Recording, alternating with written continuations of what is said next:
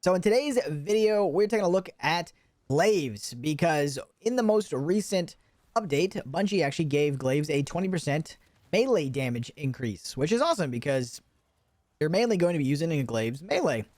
And not to mention, the best, or arguably the best perk on Glaives is Close to Melee, which is a melee perk. So I decided I was going to go ahead and test to see how strong Glaives are now.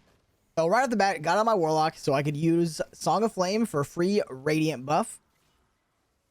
And on my Warlock, I have one really good exotic class item for a melee build. And then I also have Necrotics available, which buffs melee damage. Unfortunately, I don't have Necrotics Syntho combo, which I think arguably would make this do way more damage.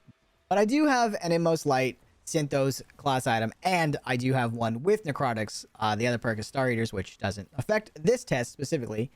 But yeah, jumping into the test, I was using the new Raid Glaive, by the way, with Close to Melee. I did try a different glaive just to make sure the impact damage, like the melee damage, didn't change, and it didn't change. There was a different archetype. I didn't even know there was different archetype glaives, but it makes sense that the melee damage would stay the same because I'm assuming the impact damage is based off the gun part of the glaive.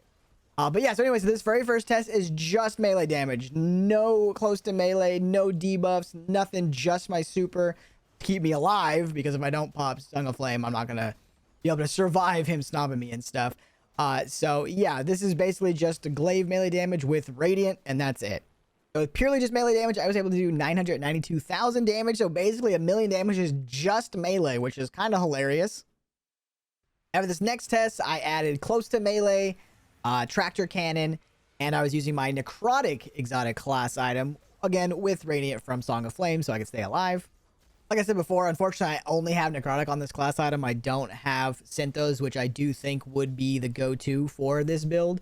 But hopefully Bungie makes it so the exotic class items are much easier to farm sometime in the near future. And they did talk about making it so that you could like specifically target specific perks. So once that happens, I will do another test. But anyway, so with just necrotics, I was able to do basically 1.5 mil. So I added another 500,000 with everything I just added there.